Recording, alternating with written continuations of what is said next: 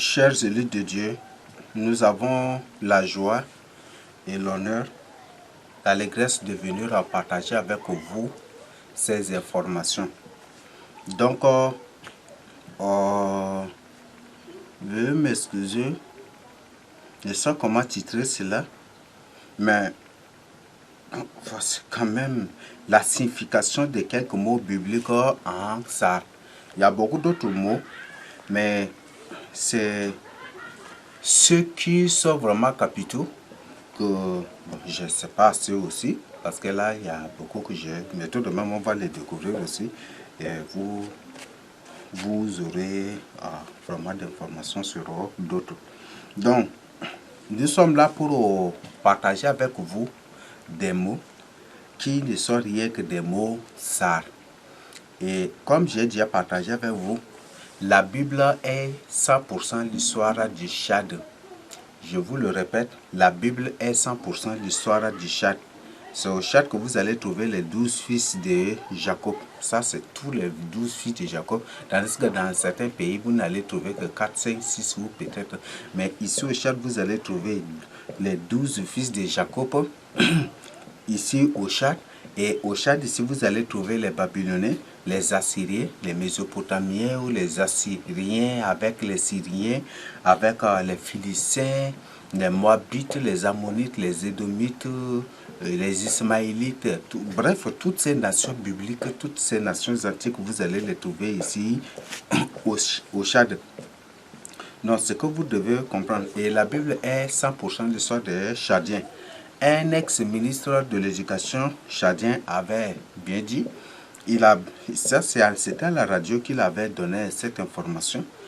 C'est des choses que je partageais avec vous, que beaucoup doutaient. Beaucoup doutaient, avaient des doutes sur ces choses-là.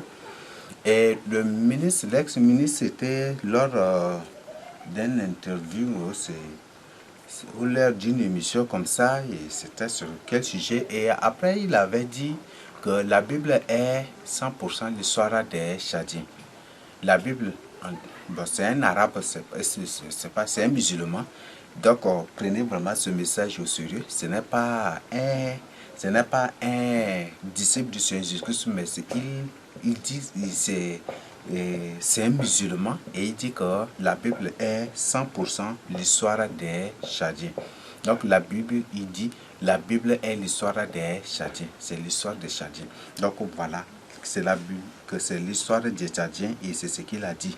Donc, si la Bible est 100% l'histoire des Tchadiens, comprenez de quoi il s'agit. C'est pour dire que le vrai peuple de Dieu se trouve ici au Tchad précisément.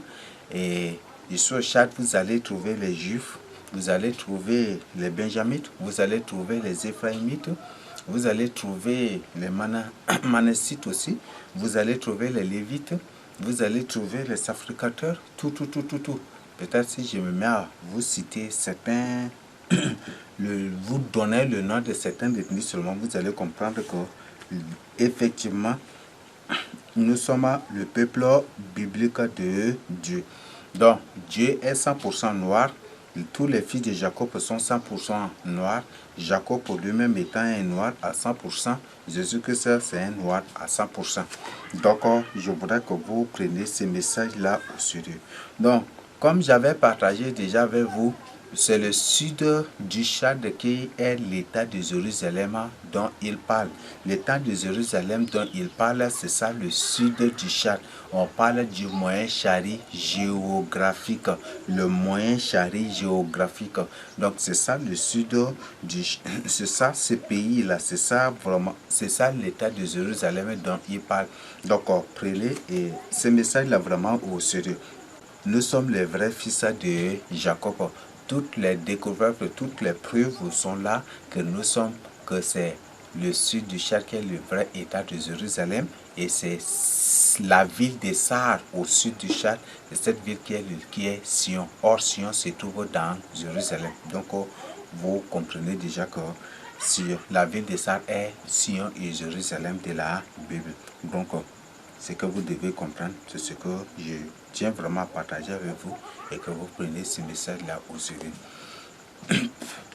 Donc, Comme j'avais signalé, j'avais dit au début, c'est pour, nous sommes là pour étudier certains mots. Donc, ça va vous surprendre, mais ça ne va pas aussi vous surprendre si vous êtes si vous avez la Bible. Nous allons étudier un mot ici. Nous allons étudier des mots. J'ai relevé au total 14 mots. Et le but, c'est pour arriver à un mot, pour que vous-même vous confirmez. Un mot qui est là dans la Bible, qui est même le titre d'un livre. Et vous-même, vous allez comprendre cela. Donc, nous allons premièrement étudier Torah. Torah. Donc, Torah. Ils parlent dans leur soi-disant Israël du Moyen-Orient. Israël du Moyen-Orient n'est point du tout Israël de la Bible. Certes, il y a le vrai peuple de Dieu qui a été déporté là-bas. Il y a beaucoup de nos frères d'ici, du Tchad et des autres coins du Cameroun aussi qui sont pleins là. Et même du Congo qui sont pleins là dans leur soi-disant Israël du Moyen-Orient. Mais Israël du Moyen-Orient n'est pas du tout Israël de la Bible. Donc, ce que vous devez comprendre. Donc, il parle toujours de Torah. Torah, c'est un mot sar.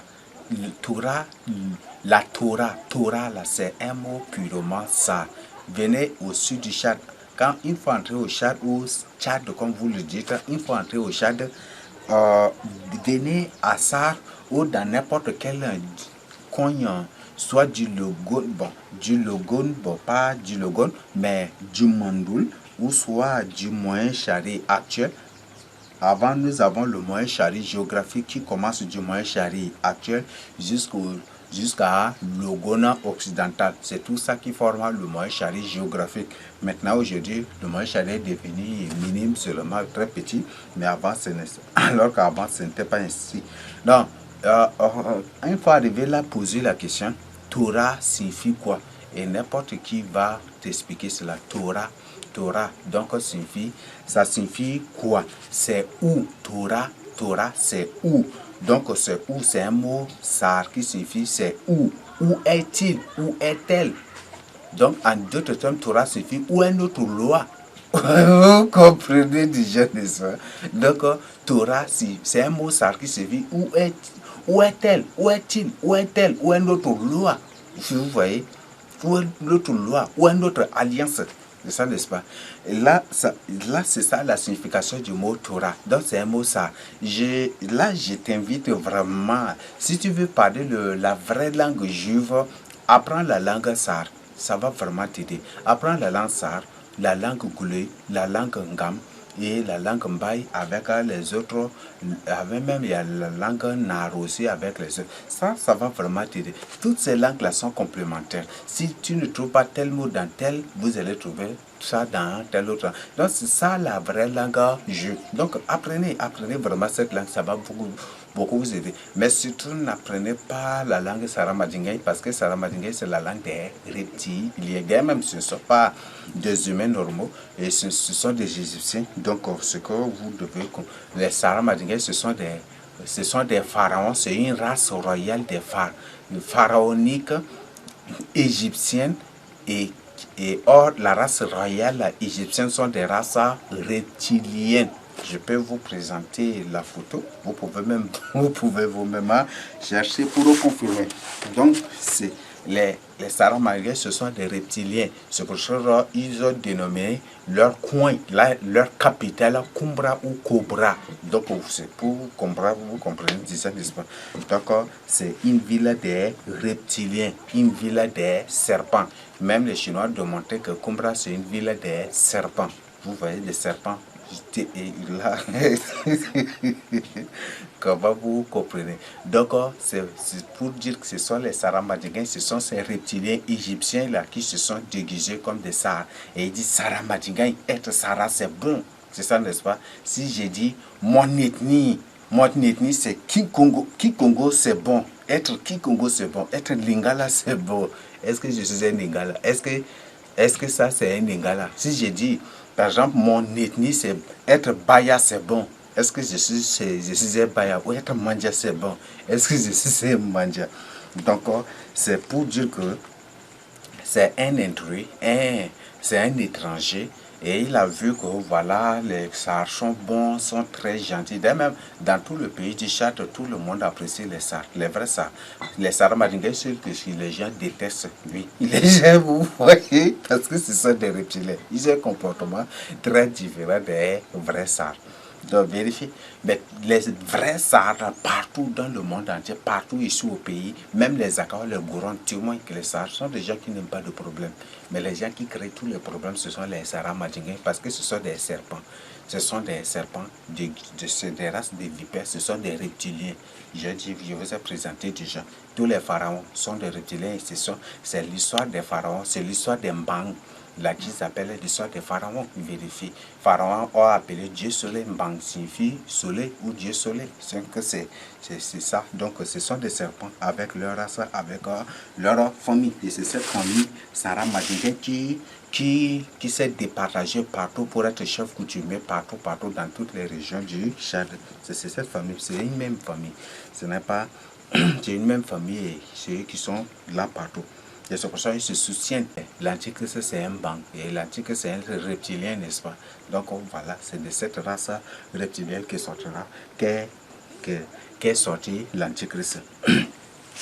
Donc Torah signifie où est-il? Où est-elle? C'est où?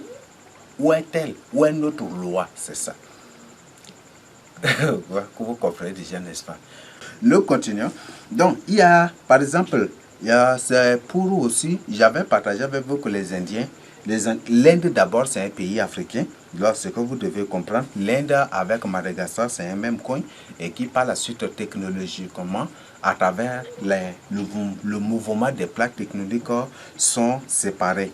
Donc, ce qui fait que jusqu'aujourd'hui, Madagascar est toujours liés, attachés à l'Inde et toujours ceux de Madagascar ont toujours les mêmes comportements et la même haine contre les disciples du Seigneur Jésus-Christ que les Indiens. Donc, Inde, c'est un mot purement sar. Inde, c'est un mot purement sar. C'est Inde. On peut dire c'est en deux. Juste pour dire qu'il est entré. Ça, n'est-ce pas? Bon, là, peut-être une personne va dire, il n'est pas convaincu. Ça, là, entré. Inde, c'est entré. Et là, il va dire que non, ça, c'est pas convaincant. Bon, on va revenir. Le vrai nom de Inde, c'est India. Ou India. Là, cherchez India ou même en anglais c'est India, n'est-ce pas? Et eux-mêmes là, les Indiens appellent ça India aussi, n'est-ce pas? Voilà, ça c'est un pyromassar. Alors, prenez votre encyclopédie et vérifiez le nom de Inde. On dit il marche, n'est-ce pas? Inde c'est un pays qui marche, n'est-ce pas? Donc il marche, c'est ça, n'est-ce pas? Ils vous ont expliqué, ils ont donné explication dans le sens de marcher, c'est ça, n'est-ce pas? Or, India c'est un mot sar qui signifie quoi? India c'est un mot sar qui signifie il marche. La paix. Un Indien ou un Indo qui a été de suivre, il comprend déjà. D'ailleurs, même ces Indiens-là, la plupart des villes de l'Inde portent le nom, des noms sar et des noms gambay. Ils sont là. Donc, par exemple, en Inde, là-bas, le monde, là, ils appellent Dunia. C'est ça, n'est-ce pas? Nous aussi, on appelle Dunia. C'est ça, n'est-ce pas? Et le monde en Sahara a beaucoup de significations pour eux là-bas. Par exemple, Boboudji, nous aussi, on appelle Boboudji maman là. Nous, on dit aussi maman. Et aussi, ils appellent maman. Les hindous, là, les Sikhs de l'Inde là-bas, là, ils appellent maman là, maman. Nous aussi, en Sahara, on appelle maman. Maman. Comment vous trouvez ça? Comment vous trouvez? Derrière, il y a des films qu'ils jouent là, ils ne parlent pur, ils parlent purement la langue sar. Donc, si vous ne me croyez pas, cherchez, vous allez. Donc, la plupart, ils parlent purement la langue sar. Là, je vérifie si je suis en train de mentir. Donc, India, ça signifie India. India. Et dans certains cas, on dit Ndia. Et dans certains cas, on dit India. Donc, il marche, elle marche. Un pays qui marche. Une terre qui se déplace ou qui marche. C'est ça, n'est-ce pas? Comment l'Inde essaie à marcher jusqu'à pour se trouver en Asie. Vous savez comment l'Inde s'est déplacée jusqu'à pour se trouver en Asie. Quand là, vous confirmez déjà, non? Donc, c'est un nom purement sar. Et la plupart des Indiens, ce sont des sars et des Ngambai qui sont là, et qui sont là. D'accord. Si vous ne me croyez pas, cherchez, vous allez trouver. Là, nous avons Inde.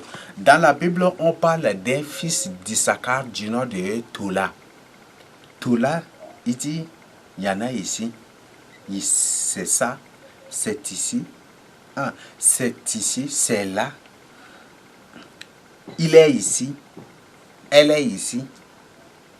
Elle est là ou il est là. Donc, c'est un mot sar. Et l'explication, c'est ça que je viens de vous donner. Tola ici, il y en a ici. Tola, il y en a ici. Il est ici. Tola, il y en a ici. C'est ici, c'est là, et c'est ça. Alors, vérifiez si je suis en train de mentir. C'est un nom purement ça. Donc, le mot Torah, c'est Torah. La Torah, c'est un mot sar. Et Tola, c'est un mot sar. India ou Inde, c'est un mot purement sar. Nous avons le nom An dans la Bible. An, c'est un mot purement sar. C'est un mot sar. C'est An. An signifie quoi? Il voit. Il le voit. Il la voit. Il l'a vu. Ou il l'a vu. Ou, donc ça, au contexte féminin ou masculin.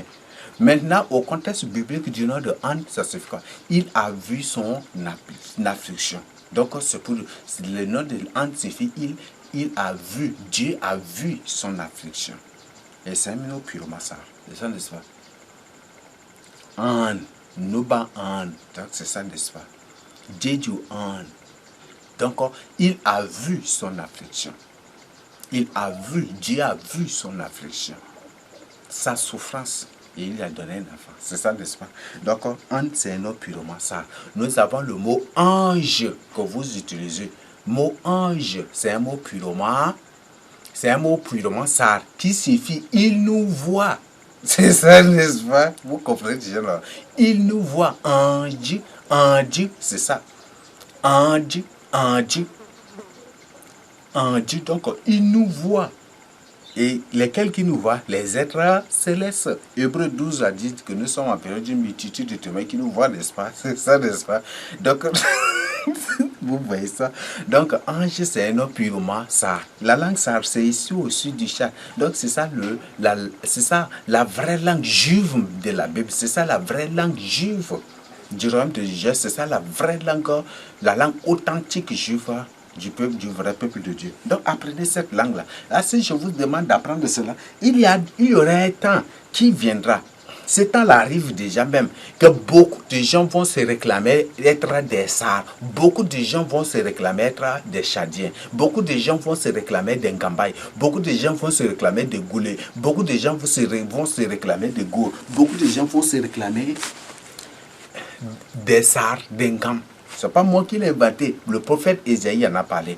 Zacharie en a parlé. Jérémie en a parlé. Ézéchiel même en a parlé. Donc, il y a un temps qui viendra où vous, les gens, même les prophètes ont dit non, qui diront qu'eux aussi sont des juifs, n'est-ce pas? Ils se réclameront d'être juifs, n'est-ce pas? C'est ça, n'est-ce pas? Donc, apprends cette langue. La langue, c'est la vraie langue juive. Ce n'est pas une langue barbare. Ce n'est pas une langue barbare, c'est la vraie langue. Et c'est la langue la plus riche au monde. Peut-être il y a certains qui vont dire, mais tu es en train de faire la publicité, ou tu es en train d'extravaguer de ceci, de cela, de ta langue ou de trucs. Mais je ne fais point du tout la publicité. Oui, même si je fais la publicité de ma langue, ce n'est pas la publicité de ma langue, mais c'est la publicité de la langue de l'Éternel Dieu. Oui, parce que c'est Dieu qui a demandé. Parce qu'on trouve que Néhémie a reproché ceux-là qui ne parlaient plus la langue juive, mais qui parlaient plutôt la langue étrangère. C'est ça, n'est-ce pas? Néhémie a reproché, Esdras, n'est-ce pas? Ils ont mis même de côté ceux-là les enfants de ceux-là qui ne parlaient plus, qui ne parlaient pas la langue juive, mais qui parlaient plutôt d'autres langues. Ils les ont mis dehors, n'est-ce pas? Donc, c'est la langue que Dieu veut même. Donc, et peut-être certains, mais nous sommes au temps de la grâce. Oui, le temps de grâce est en train de partir. Et tu seras obligé d'apprendre cette langue-là un jour à l'autre. C'est une information. Si tu ne me crois pas aujourd'hui, tu me croiras après. Donc, apprends la langue Gam, apprends la langue Sar, apprends la langue Goulé, apprends la langue Nar. N'apprends pas, ne parle pas leur langue de BD, leur langue de Saramadjinkai que vous allez trouver aussi à BDA électrique. N'apprends pas utiliser ces langues-là parce que c'est une langue vipérine. C'est pas... D'accord, c'est que vous devez comprendre. Donc, ange, signifie les êtres célestes qui nous voient. C'est un nom purement sar. Ange, c'est un mot sar qui signifie les êtres célestes. Ils nous voient. Les êtres célestes nous voient. En d'autres termes, c'est ça la signification. Ils nous voient, les êtres. Donc, les êtres célestes qui nous voient. Donc, voilà. Nous abordons maintenant l'autre point. Ça, c'est ça le point 6. Nous avons le mot Isaac. Isaac dans la Bible. Ce nom, après l'avoir mûrement étudié, ce nom n'est pas Isaac. C'est un nom transcrit. Quand un nom est transcrit, le S ne se lit pas. Le S entre deux voyelles ne se lit pas Z, mais ça se lit S. Parce que c'est une transcription. C'est une transcription phonétique. Ce n'est pas du tout un mot simple. Non, c'est une transcription.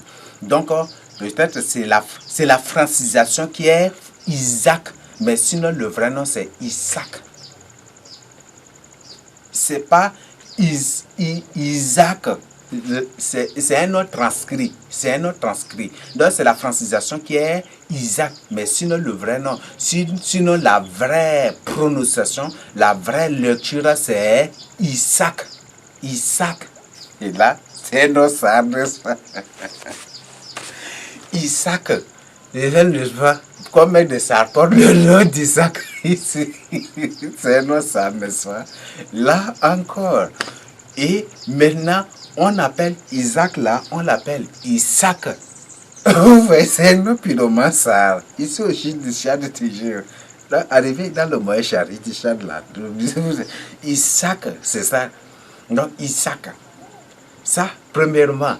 Maintenant, deuxièmement, en Sar aussi, Isaac là, on l'appelle aussi Isaka. Kayaya. Isaka. Isaka signifie quoi? Il cherche une postérité, il cherche une descendance, ou il cherche un descendant, il cherche une postérité, il cherche un héritier. C'est ça, Isaka. Vous voyez ça? Oh, c'est ça la signification. Isaka, c'est un mot ça. Isaka. Isaka. Isaka. Donc, ça varie selon le milieu, ça. Isaka. Donc, ou en d'autres, dans certains côtés, un saka, n'est-ce pas? Un saka. Ou dans certains coins, ça rend un sagirka.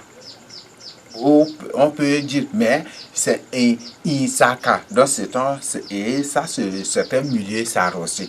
Donc, Isaka. Donc, c'est pour dire qu'il cherche une postérité, il cherche un héritier, il cherche un héritier, il cherche une descendance ou il cherche un descendant. C'est ça la signification de Isaac. Et Isaac, c'est ça aussi. Vous voyez déjà, là, vous comprenez déjà même que le nom d'Isaac, c'est un nom d'Isaac en français. Mais en phonétique, c'est Isaac. Ce nom-là, c'est un nom purement sar. Il n'y a rien de français là. C'est un nom purement sar. Qu'ils ont juste francisé. Ils ont écrit en phonétique et en français, ils lisent Isaac. Parce que en français, le S entre deux voyelles se prononce Z. Or, en phonétique, c'est S. Donc voilà, c'est juste ça. Voilà une manipulation de choses. Tout simplement. Donc, Isaac ou Isaac ou Isaka, c'est un nom purement ça. Donc, je vous ai déjà donné la signification. Donc, toujours ici au sud du Tchad. Il y a beaucoup d'autres mots. Il y a beaucoup d'autres mots. On va voir. Jacob, quand j'avais étudié cela, j'ai dit, ouais.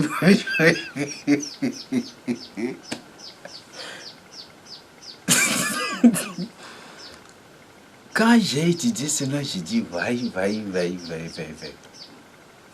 C'est un nom purement ça. Mais seulement que c'est un nom symbolique. Bon, comment? Un nom en parabole, oui. C'est un nom purement en parabole. Peut-être beaucoup ne vont pas comprendre. Mais en tsar, c'est un nom purement en parabole. Et vous ne comprenez pas. Jacob. On entend. En tsar, c'est en tsar. Ou en leur soi-disant. Ou bon, on dit pas. Ou, Jacob, c'est Yacobo. Yacobo. Yacobo. Yacoubou. Yacoubou a deux significations. Il jure et Kobo. Il jure, ça Yacoubou. Donc c'est pour jurer, ça a des sens. Ou c'est pour le juste, Yacoub. C'est pour le juste, ça. La signification, peut-être certains comprennent déjà. La Bible qu'il a déjà choisi, Jacob, n'est-ce pas? Jacob, c'est. Dieu a choisi Jacob et Dieu, c'est le juste, n'est-ce pas? C'est pour le juste. Ou pour jurer, ça signifie aussi ça. Et ou pour le serment, voilà, c'est ça. Encore, Jacob, ou bon, maintenant, Yacobo. Kobo, c'est un arbre. C'est un arbre qui ne pousse jamais sur la terre. Au sol comme ça, là, il ne pousse pas. Mais il pousse toujours sur les branches des autres arbres. Et dès que cet arbre-là, quand ça commence par pousser, il va commencer par s'enraciner jusqu'à dès que ses racines touchent déjà le sol, c'est fini pour l'arbre qui le porte. Dès que ses racines touchent déjà le sol, il va faire tout pour tuer l'arbre de la branche duquel il est sorti. Donc, c'est un arbre terrible. Donc, cet arbre, nous, on l'appelle un arbre trompeur. Vous comprenez déjà. Comme là, nous, on l'appelle un arbre trompeur. Donc, un arbre qui trompe les autres arbres pour le porter et pour finir par les tuer. Vous comprenez déjà. Donc, c'est un arbre terrible. Donc, c'est un arbre qui trompe les autres arbres. Il peut peut-être une chauve-souris en prenant son fruit pour manger et pas après là, quand les grains tombent sur la branche, les grains qui tombent par là, ça va disparaître. Ça ne va jamais du tout se développer au sol. Mais toujours, il commence d'abord sur la branche d'un autre arbre. Et c'est de cette branche de l'autre arbre-là ou sur l'écorce d'un autre arbre-là qu'il va commencer par pousser. Et au fur et à mesure qu'il pousse, ses racines sortent. Et dès que ses racines poussent déjà, lui, il va commencer par grandir. Et il va tout faire pour tuer l'autre arbre et de celui qui va occuper sa place. Donc, nous, on l'appelle ça. Et beaucoup de gens l'appellent ça un arbre trompeur. Un arbre qui trompe les autres pour les tuer. Qui trompe les autres ou qui maîtrise les autres pour les tuer. Donc, Yacoub, c'est pour dire que c'est un trompeur. Yacoub là. Ça signifie un arbre trompeur ou un trompeur. Et vous comprenez déjà, n'est-ce pas? Trompeur. Donc, Jacobo, c'est un arbre kobula, c'est un arbre trompeur qui pousse soit au tronc ou au tronc, peut-être à côté ou dans l'écorce d'un arbre ou sur la branche d'un autre arbre. Et c'est là que lui va penser, il va pas pousser comme une herbe comme ça, comme une petite plante, et au fur et à mesure, il va commencer par poser ses racines au fur et à mesure, et dès que ses racines touchent déjà le sol, il va faire tout pour briser la branche de l'autre et il va couvrir carrément l'autre arbre de ses racines jusqu'à l'autre arbre là va complètement cesser, va mourir, en d'autres termes, cesser, et c'est lui qui va occuper sa place. Donc c'est un arbre trompeur. Donc c'est un arbre symbole, donc c'est un arbre trompeur. Oh, Jacob aussi signifie trompeur, n'est-ce pas? Vous voyez? Donc le sar utilise, compare Jacob à, vous voyez, c'est un arbre trompeur. Vous voyez? C'est un nom purement ça. Vous comprenez déjà ça? En arabe, on dit Yacoub, n'est-ce pas? Yacoub. Oui, Yacoub, c'est la même chose. Vous voyez? C'est peut-être Yacoub en arabe local là, que ça va donner autre sens. Mais en Yacoub, ou Yacoubou. Yacoubou. C'est différent. Il y a, et ça, je vous ai déjà donné la signification. Et Yacoubou. C'est autre. Et c'est ce que j'ai senti d'expliquer. Donc ça suffit trompeur. Vous voyez, c'est un nom purement ça. Ça vient, c'est une parabole vraiment ça. Et vous avez vu, n'est-ce pas, comment Dieu, comment Jacob était trompeur, était malin. Il a grandi et puis il a fait comme ça pour arracher la place, pour voler la place d'Ésaïe, c'est ça, n'est-ce pas? Et Kobo aussi, c'est un arbre là, qui pousse sur la branche d'un autre arbre ou au tronc d'un autre arbre ou peut-être sur l'écorce d'un arbre et par la suite il va tuer l'arbre pour occuper sa place. Et c'est ça, vous voyez ça? Est-ce qu'il y a une différence? Voilà. Donc, vous voyez. Maintenant, nous continuons. Nous avons un mot ici dans la Bible, Samuel. Samuel, c'est un mot purement sar.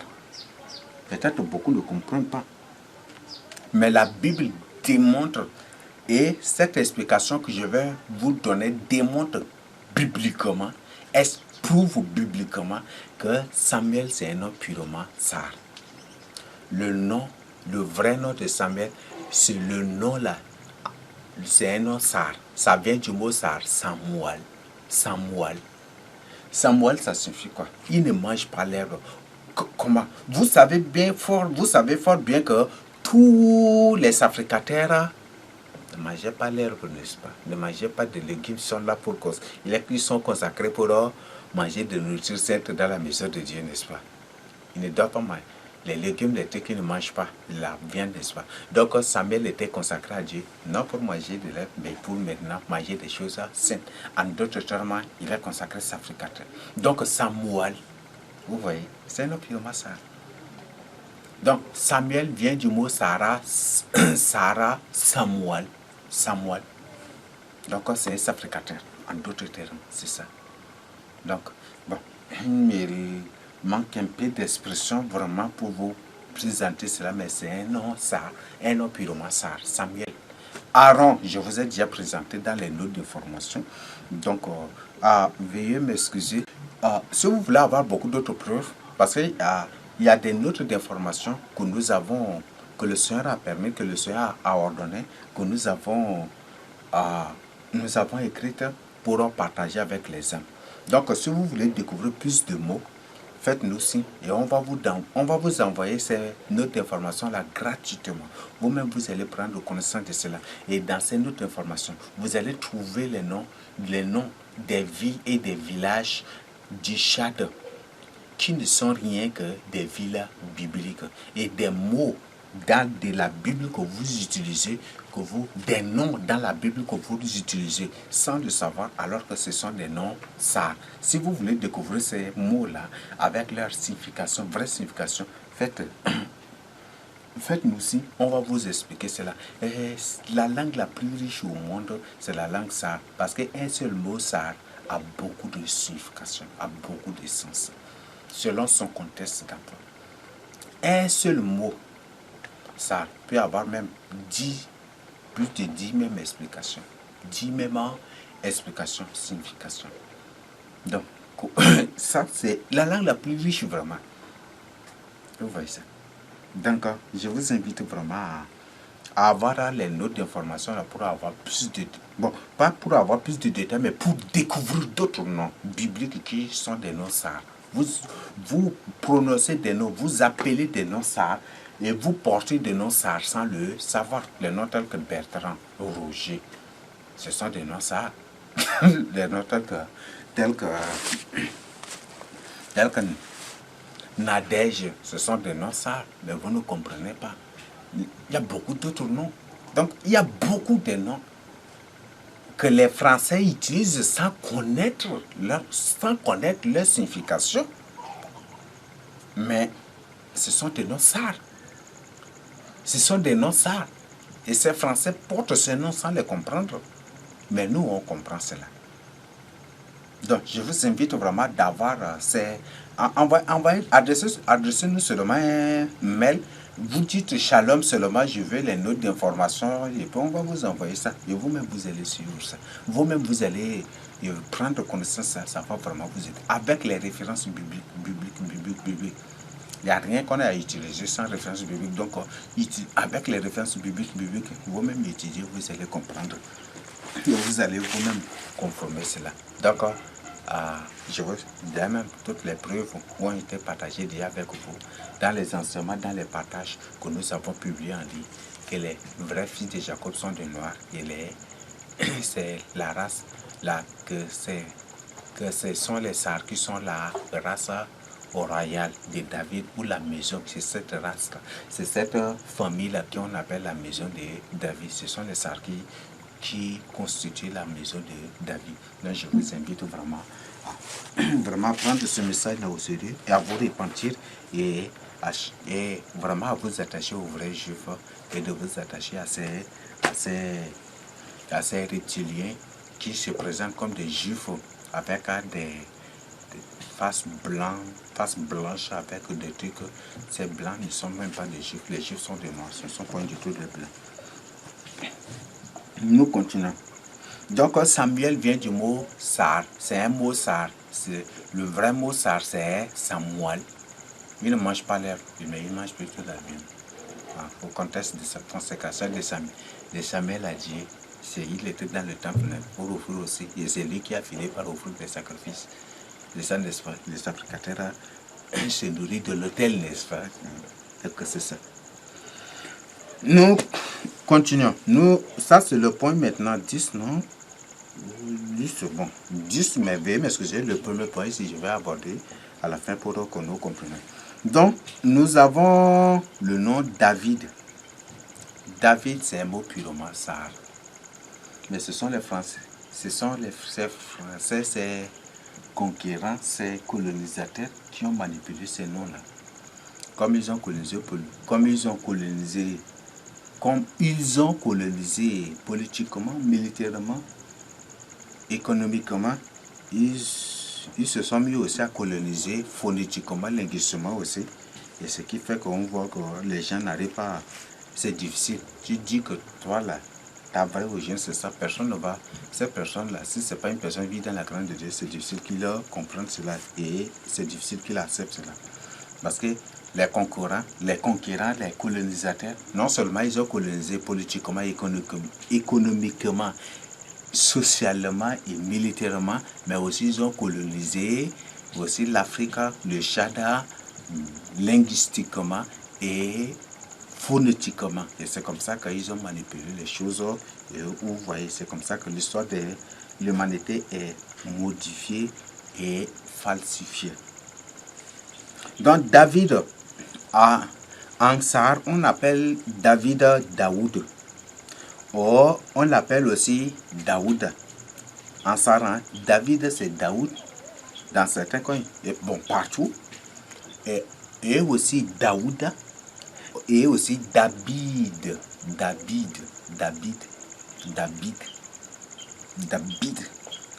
Donc c'est un nom purement Sar. Donc David signifie quoi? David, il reste verrier, il reste infaillible, il reste guerrier, il reste héros, il reste invincible, il reste inflexible, il reste ineffrayable. Vous voyez ça? C'est ça David là. C'est la signification. C'est ça, tout ça, c'est que l'Angèle dit, c'est la signification de David là. Il reste ineffrayable.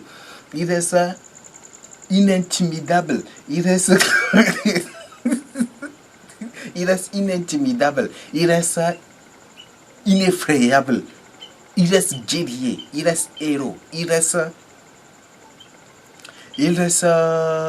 vainqueur. Il reste inépouvantable. Il reste infaillible. Il reste inintimidable. Ça a beaucoup d'autres significations encore. C'est ça David.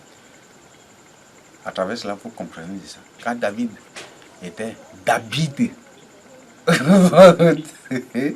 ou Daouda était devant Goliath, c'était ça, n'est-ce pas? Malgré ça, malgré tout, il avait menacé tout cela, il avait lancé des paroles injurieuses, des trucs comme ça, mais David ne s'était pas du tout laissé effrayer, intimider, n'est-ce pas? C'est ça, n'est-ce pas? Mais il était resté inflexible. Il était resté comment? Il y a beaucoup d'autres qualificatifs. Hein. David.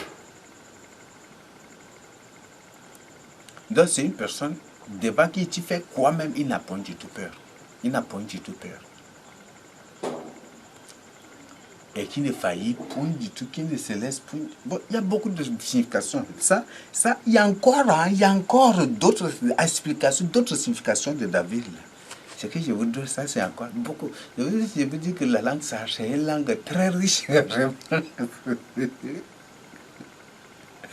Vous voyez ça? Donc, c'est une personne. Ça, David signifie aussi c'est une personne que tu ne peux pas dissuader. Vous voyez ça? C'est une personne que tu ne peux pas l'intimider. C'est une personne que tu ne peux pas terrasser. C'est une personne que tu ne peux pas vaincre. C'est une personne que tu ne peux pas l'effrayer, l'épouvanter, le terrifier. Vous voyez ça? Tout ça, c'est l'explication de David. Oh là, vous voyez, n'est-ce pas? Donc, c'est ça, David, c'est ça, n'est-ce pas? David. C'est un purement ça, c'est ça. Ça a beaucoup d'explications. Dans leur soi-disant hébreu, là, cherchez. Soi-disant hébreu, là, c'est autre chose, n'est-ce pas? Mais en ça, c'est la Bible est 100% l'histoire des ça.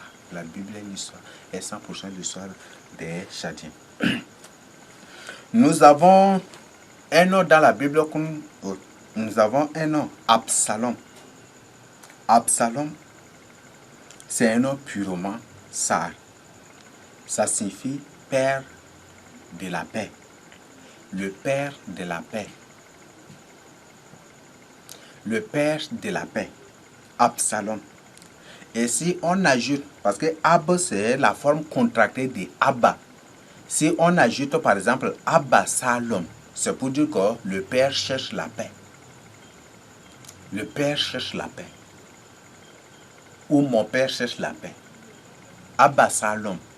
C'est pour dire que, et si ils savent que s'ils écrivaient dans la Bible Abba Salom, tous les Sards vont dire, mais ça c'est un Sard. Aujourd'hui, ils ont enlevé le A. Abba Salom. Mon père cherche la paix. Le père cherche la paix. Et Absalom, bien même s'ils ont ôté le A, toujours ça reste un mot Sard qui signifie le père de la paix. C'est ça, n'est-ce pas? Ici au Tchad, il y a une agence qu'on appelle Abou Salam. C'est pour dire le père de la paix aussi. Ici au Tchad, il y a une agence de voyage qu'on appelle Abou Salam, le père de la paix. Donc, Abou Salam signifie Absalom aussi de la Bible. C'est ça de révoltés carrément. Vous voyez ça? Donc, vous voyez ça? La Bible est 100% l'histoire des Chadiens. Là, vous comprenez. On continue. Nous avons Salomon. Salomon, c'est un nom sar. Salomon. Salomon, c'est ça. Salomon. Donc, Salomon, c'est il cherche la paix. C'est un chercheur de la paix. Il est à la recherche de la paix. C'est ça la signification de Salomon. C'est un nom sar. Là, vous comprenez déjà, n'est-ce pas? Et c'est ça même la vie de Salomon, n'est-ce pas? Il avait cherché la paix partout, n'est-ce pas? Et tout son règne n'était marqué par la paix, n'est-ce pas? Par la paix, c'est ça, n'est-ce pas? Donc, ça, c'est un autre. Il y a d'autres significations. Parce que Salomon, on peut appliquer aussi à un autre contexte et ça a beaucoup de significations. Salomon. Et c'est de Salomon là que c'est sorti les mots tels que Salé, Salem, Salom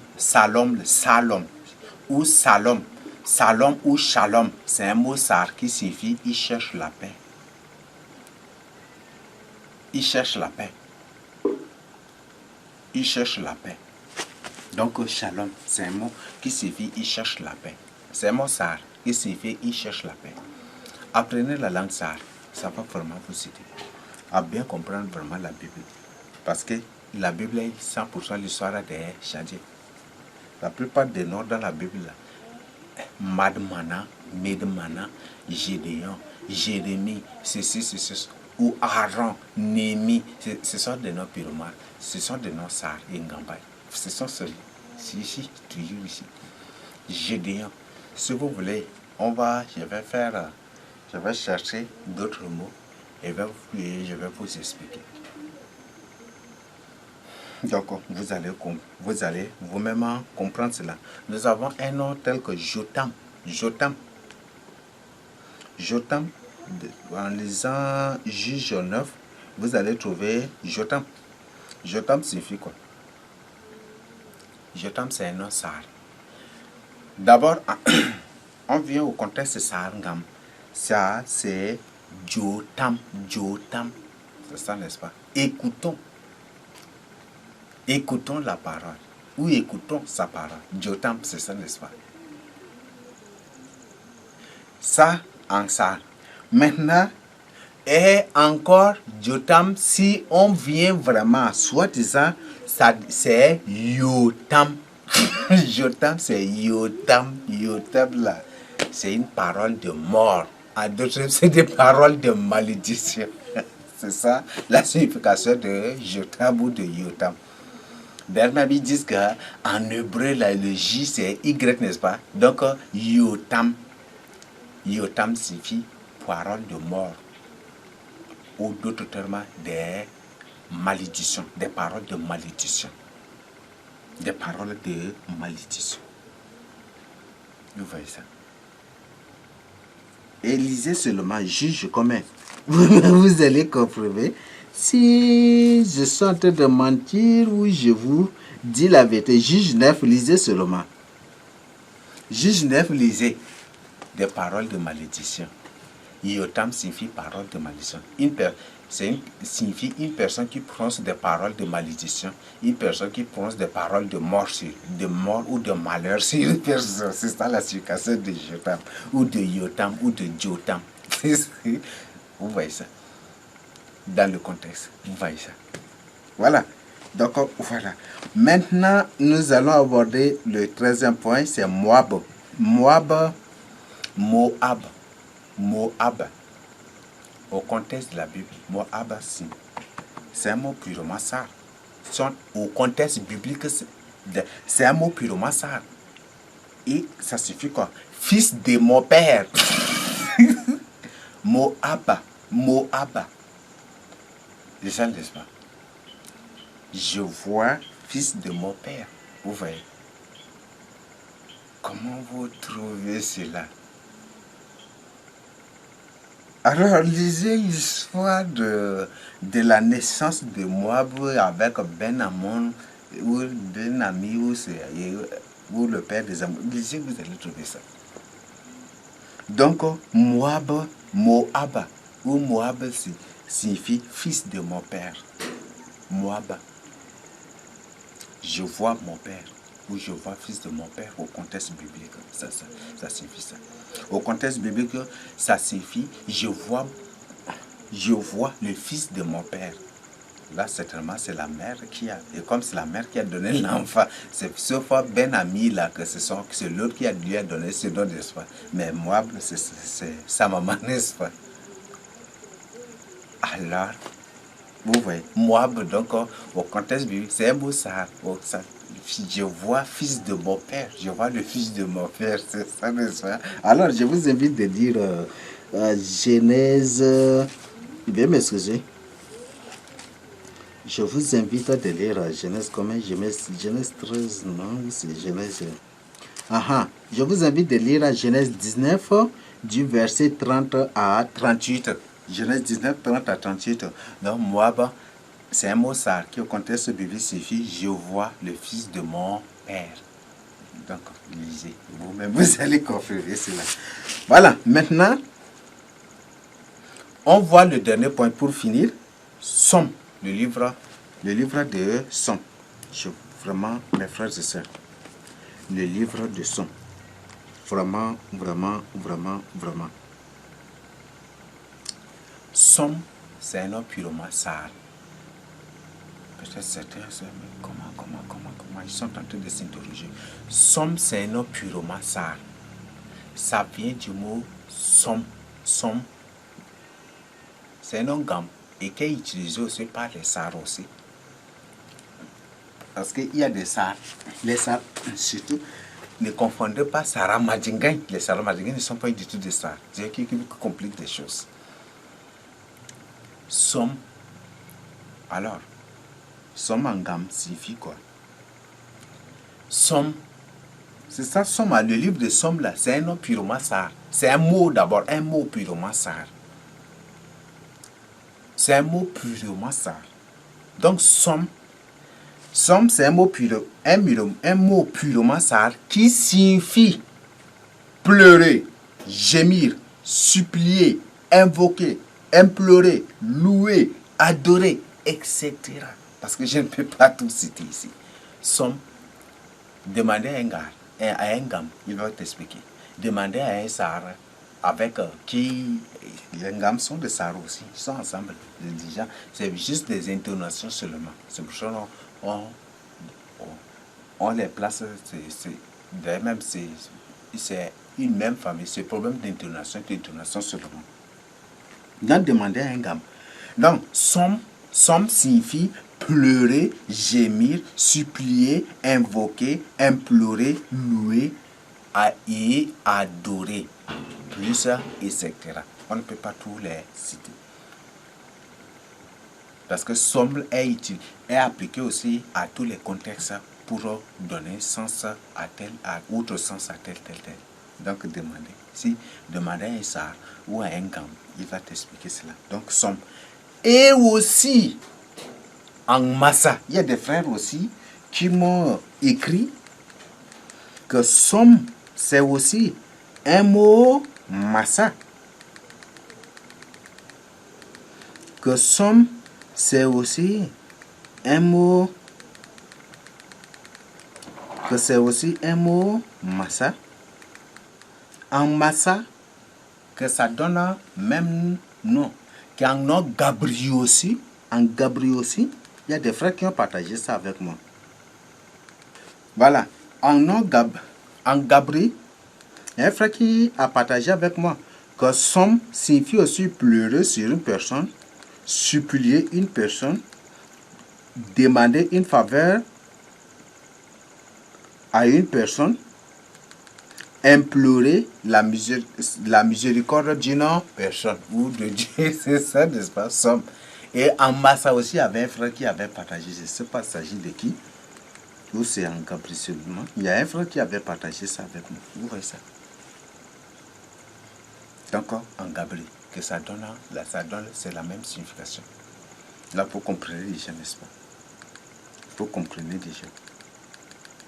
Donc, c'est la Bible est 100% l'histoire des chrétiens.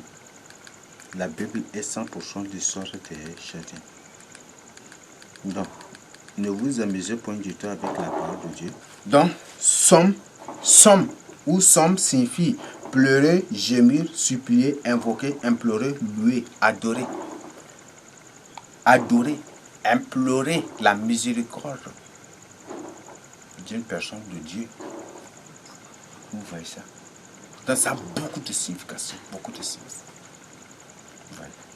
Donc, vérifiez si je sens tout de matière. Et toujours ici au sud du Tchad. Donc, bref, pour cela, il y a beaucoup d'autres preuves qui vous démontrent de même. Toutes les preuves sont là. Que nous sommes le vrai fils de Jacob. Les traditions et les coutumes n'ont jamais du tout été notre tradition et coutume. Ces choses-là, ce sont les reptiliens, les Saramadinguins, avec les autres démons qui ont importé les cas, et avec le Vatican, à travers la colonisation qui a imposé toutes ces choses. Donc, quittez ces choses, confiez votre vie au Seigneur Jésus-Christ, revenez au Dieu de la Bible. N'adorez point du tout des statues, car c'est à cause des idoles, des statues, des images taillées, à cause de ces choses, de ces images-là, que Dieu condamne, que Dieu avait puni nos pères. Donc, quittez ces choses. Venez au Seigneur Jésus-Christ, marchez avec le Seigneur Jésus-Christ, soumettez-vous au Seigneur Jésus-Christ pour votre salut. Donc, fuyez l'idolâtrie. Les coutumes et les traditions sont des formes, c'est de l'idolâtrie. Donc, fuyez ces choses, confiez votre vie au Seigneur Jésus-Christ, marchez avec le Seigneur Jésus-Christ. Il y a beaucoup d'autres mots. Ce que je vous présente, ce n'est pas seulement 14 mots, beaucoup d'autres mots. Si vous voulez avoir plus d'informations sur d'autres noms bibliques, sur la signification d'autres noms bibliques, je vous invite d'avoir des dixièmes jusqu'à la dernière, jusqu'à la présente note d'information. Je crois que c'est le 20 heures. Il y a 24e qui est sur le point aussi. Si le Seigneur Jésus-Christ le permet, je mettrai à votre disposition. Donc, si le Seigneur Jésus-Christ, vous devez avoir ces notes d'information, vous aurez plus d'informations. Vous aurez plus d'informations. Plus de preuves que la Bible est 100% l'histoire du chat et la vraie, que la langue sar est la vraie langue juive de la Bible. Donc, confiez-vous au Seigneur Jésus-Christ. Le temps vient où tout le peuple, toutes les nations de la terre vont se réclamer. Nous aussi, nous sommes des Juifs, nous aussi, nous sommes des Sarah, nous aussi, nous sommes des Sudistes du Tchad. Ils vont dire cela. Ce n'est pas moi qui l'ai inventé, mais c'est Dieu, la Bible. Donc, je vous invite vraiment de vous confier au Seigneur Jésus-Christ. Marchez avec le Seigneur Jésus-Christ, quittez le catholicisme, l'idolâtrie, les coutumes, les traditions, l'islam, les autres, quittez toutes ces sectes-là, pour venir au Seigneur Jésus-Christ. Ne suivez pas du tout les gens, suivez aussi le Seigneur Jésus-Christ pour vous saluer. Mais il y a beaucoup d'autres preuves là. Si vous voulez d'ample information, n'hésitez pas du tout de nous faire signe vraiment pour votre bien, pour avoir plus d'informations. Et si vous ne croyez pas, vérifiez, descendez sur le terrain. Il y a des noms de vies bibliques même qu'on a présentés, qu'on a donné aussi. Il y en a là. Silla de la Bible, Silla est ici. Et la région de Silla est ici. Radai et Wadai qui est ici. Voilà, on a toutes les preuves bibliques. Donc, cherchez donc. Nous ne sommes pas là, je ne suis pas du tout là pour vous donner des informations brutes, mais plutôt des informations bien vérifiées, bien traitées, avant de mettre à votre disposition. Si vous mettez à chercher, vous n'allez jamais du tout trouver le contraire. Sauf un reptilien qui crée des choses pour montrer, pour tromper. Mais si la parole de Dieu ne m'a point, moi ce que je tiens à partager avec vous. Merci, que le Seigneur Jésus-Christ vous bénisse. Ouvrez vos yeux, marchez avec le Seigneur Jésus-Christ. Médite la parole de Dieu jour et nuit. Appelle-toi la prière, au jeûne, à une intimité particulière avec le Seigneur Jésus-Christ pour ton salut. L'église de Christ n'est point du tout un bâtiment. N'est point du tout un bâtiment. Car en l'enlèvement, le Seigneur ne va jamais du tout demander à toute personne d'entrer dans un bâtiment pour enlever, pour prendre le bâtiment et pour faire disparaître le bâtiment au ciel. Non. Ne sois pas du bâtiment. C'est toi-même qui es l'église. Donc quitte ces temples sataniques et pour venir au Seigneur Jésus-Christ. Là où 2 ou 3 sont assemblés au nom du Seigneur Jésus-Christ, le Seigneur Jésus-Christ est au milieu d'eux. Donc à 2 ou à 3, faites votre culte, même sous un manguier, faites votre culte. Ça va vraiment vous aider.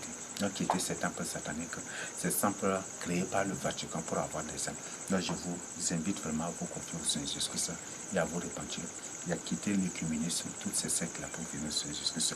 L'Antique, c'est un Sarah, c'est un banc, un chef coutumier traditionnel. N'oubliez jamais du tout. Partagez en les gens ces informations avec les autres pour leur salut. Si véritablement vous êtes des enfants de Dieu. Merci. Que le Seigneur Jésus vous bénisse. Au nom de Jésus. Amen.